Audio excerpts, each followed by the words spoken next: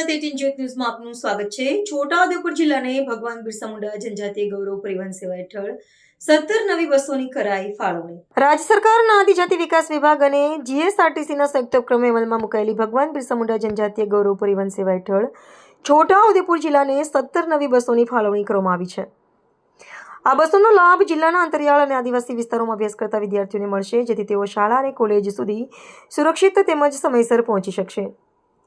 ગાંધીનગર ખાતે યોજાયેલા કાર્યક્રમમાં મુખ્યમંત્રી ભૂપેન્દ્રભાઈ પટેલે નવી બસોને લીલી ઝંડી આપી પ્રસ્થાન કરાવ્યું હતું। આ પ્રસંગે છોટાઉદેપુરના ધારાસભ્ય અભયસિંહભાઈ તડવી પણ ઉપસ્થિત રહ્યા હતા।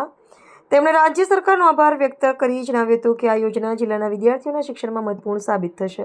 આજે ગાંધીનગર ખાતે